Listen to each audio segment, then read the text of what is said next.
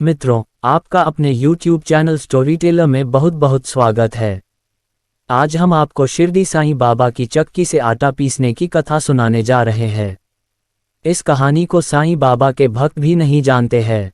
मित्रों, अगर आप भी गरीब और असहाय बच्चों की मदद करना चाहते हैं तो नीचे थैंक्स बटन पर क्लिक करके आपसे जो भी हो सके आर्थिक मदद करें। आपको लाखों बच्चों की दुआएं मिलेगी। चलिए अब वीडियो शुरू करते हैं। साईं बाबा अपने भक्तों की जीवन शक्ति हैं। उनका नाम लेकर ही भक्त अपने जीवन की हर उलझन सुलझा लेते हैं। कुछ लोग साईं को भगवान कहते हैं तो कुछ अवतार, वहीं कुछ भक्त साईं को फरिश्ता भी मानते हैं। साईं बाबा का चरित्र अनोखा था।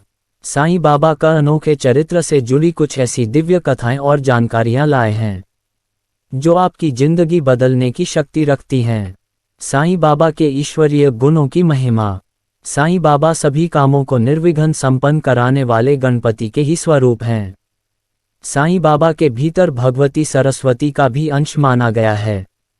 साईं बाबा संपूर्ण सृष्टि की उत्पत्ति, पालन और संहार के अधिष्ठाता देवों यानी ब्रह्मा, विष्णु और महेश का भी अभिन्न अंग हैं। साईं बाबा ही स्वयं गुरु बनकर भवसागर से पार उतारते हैं।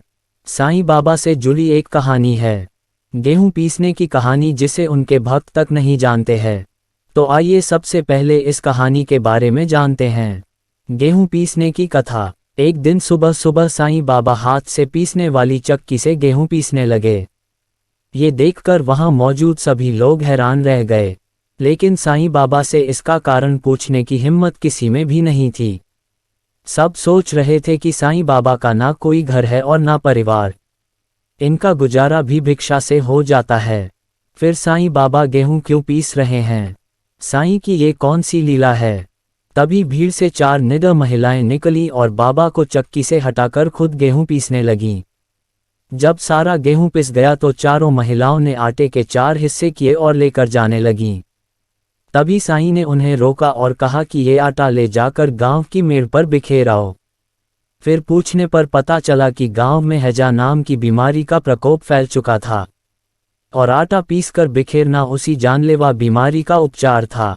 साईं की लीला ऐसी है कि उसी आटे ने गांव से हैजा की संक्रामकता खत्म कर दी और गांव के लोग सुखी हो गए। गेहूं पीसने की कथा का अर्थ। साईं बाबा 60 साल तक शिरडी में रहे और गेहूं पीसने का काम लगभग रोज किया।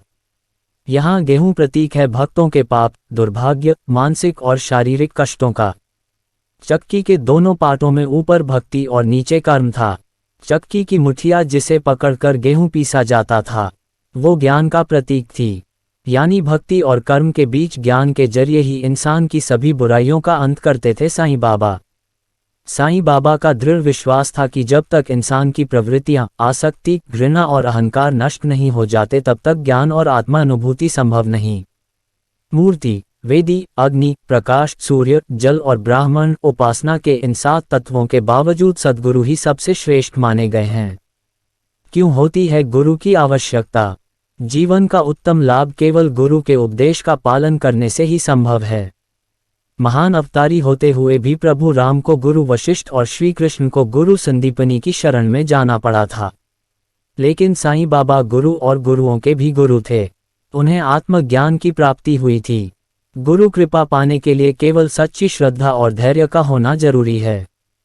जीवन में आगे बढ़ने के रास्ते बहुत हैं, लेकिन सभी रास्ते कठिनाइयों और मुसीबतों से भरे हैं। ऐसे में गुरु ही इंसान को मुसीबतों से बचाते हुए मंजिल तक ले जाने में सक्षम हैं। साईं बाबा खुद गुरु हैं और दुनिया के कष्ट हरने वाले हैं। मित्रों, अगर आपको ये कहानी पसंद आई हो तो चैनल को सब्सक्राइब करें और वीडियो को लाइक करें। और अपना थैंक्स योगदान अगर आप उस काबिल है जो गरीब बच्चों की मदद कर सके तो करना ना भूलें। अब मिलते हैं एक और खूबसूरत कथा के साथ। तब तक के लिए जय साईं बाबा और जय हिंद।